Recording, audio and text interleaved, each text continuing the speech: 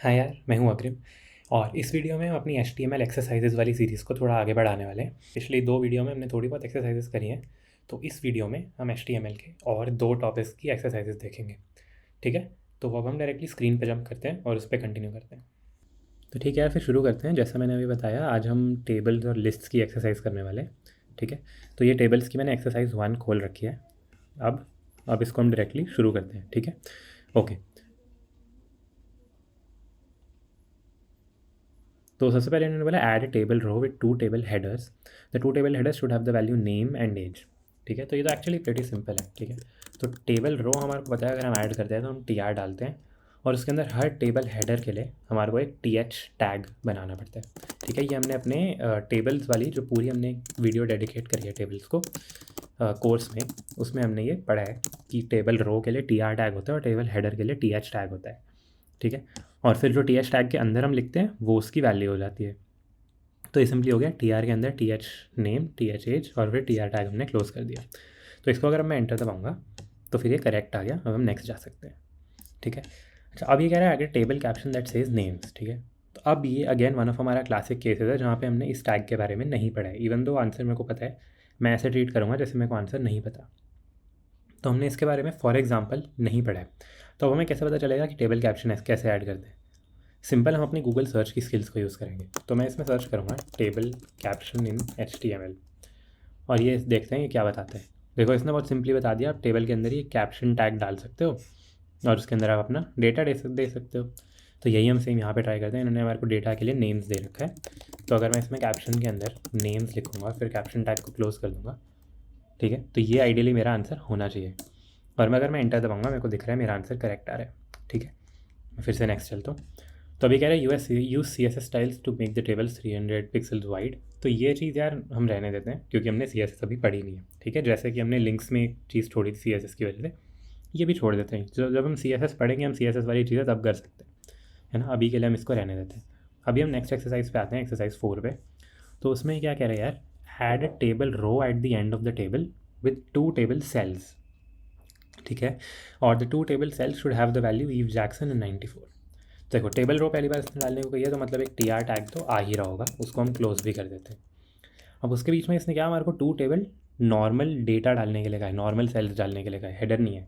तो मतलब हमारे को कौन सा टैग यूज़ करना होगा? TD यूज़ करना होगा, क्योंकि TH हमारा हेडर के लिए होता है, TD हमारा फाइनल होता है, मतलब एज इन डेटा के लिए होता है। ये भी हमने पढ़ा है अपने उसमें, ईव जैक्सन। ठीक है, ये इसने हमारे को बोला है पहला डेटा है और दूसरा डेटा इसने हमारे को क्या बोला है यार, 94। तो इससे आइडियली हमारा आंसर सही आ जाना चाहिए। ठीक है, तो अगर मैं इसमें एंटर दबाऊँगा तो करेक्ट आ गया। ठीक है, नेक्स्ट चलते हैं। नेक्स्ट दबाऊँगा मैं और ये कह रहा है use the correct HTML attribute to make the first TH element span 2 columns. ठीक है, अगेन एक क्लासिक एग्जांपल आया, ऐसा कोई एट्रीब्यूट हमने अभी तक अपने कोर्स में पढ़ा नहीं है। तो अब हम इसको कैसे सॉल्व करेंगे? सिंपल, हम गूगल सर्च फिर से यूज़ करेंगे एज यूजुअल। तो इसमें हम क्या करेंगे यार, make TH span multiple columns attribute, या एक काम करते हैं मल्टीपल की जगह डायरेक्टली 2 ही सर्च करते हैं क्योंकि तरीका तो सेम ही होगा। तो अगर मैं देखिए पहला लिंक आया W3 स्कूल्स का, अगर हम उसको खोलते हैं हमारे को क्या दिख रहा है, एक सीधा सीधा एट्रीब्यूट है कॉल स्पैन इक्वल टू, और हम स्ट्रिंग के अंदर नंबर दे सकते हैं जितना हमारे को स्पैन कराना है। तो सेम चीज़ हम यहाँ पे लगाने की कोशिश करते हैं, कॉल स्पैन इक्वल टू 2।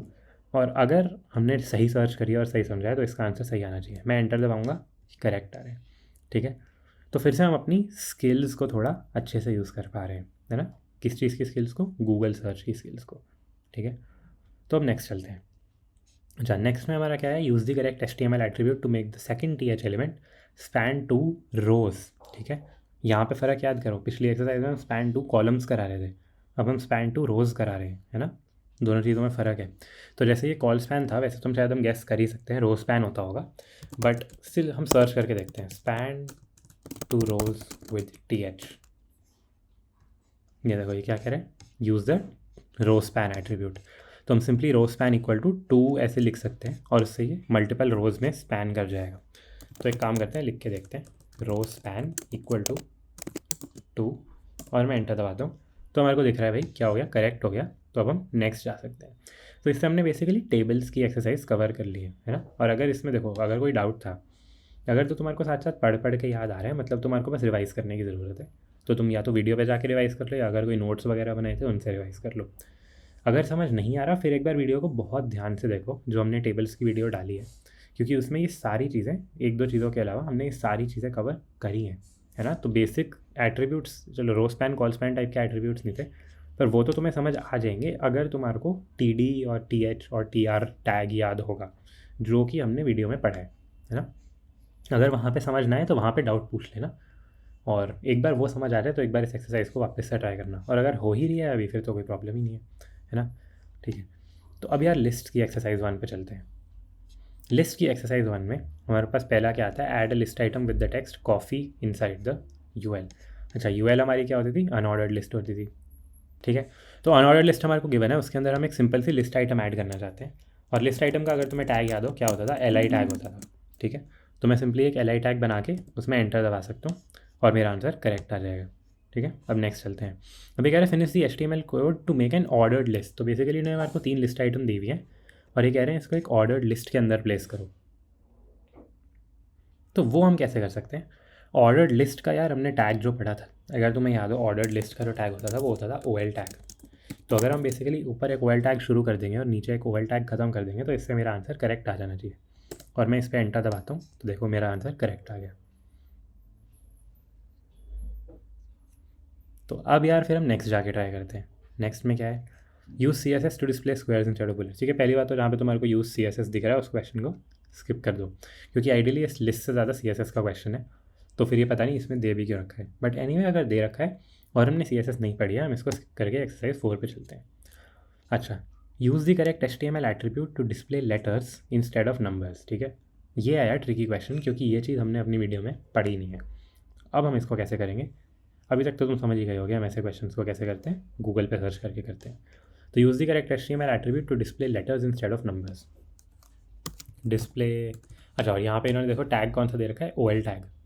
तो display letters instead of numbers in OL tag, simply एक सिंपल गूगल सर्च लोगे और उसमें देखो ये पहला हमारे पास क्या है, W3 स्कूल्स का टाइप इक्वल टू आई से ये रोमन केस नंबर कर रहा है। तो बेसिकली हमें समझ आ गया कि यार टाइप नाम का एक एट्रीब्यूट है जिसकी हेल्प से हम अपने चीज़ को अचीव कर पाएंगे। ठीक है, तो हमारे को टाइप एट्रीब्यूट यूज़ करना है।